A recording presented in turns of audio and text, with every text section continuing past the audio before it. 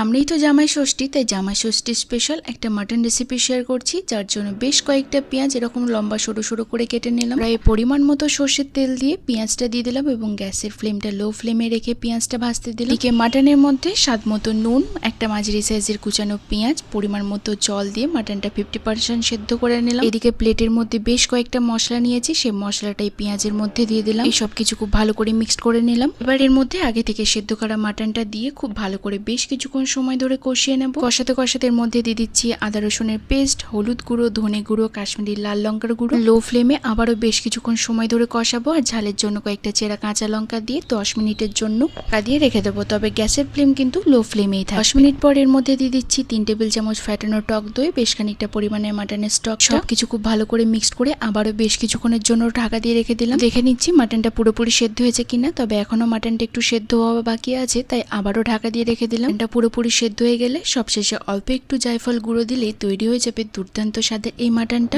এই রেসিপিটার নাম কি দেওয়া যেতে পারে সেটা অবশ্যই কমেন্টে জানিও, আর ভিডিওটা কেমন লাগলো সেটাও জানিও।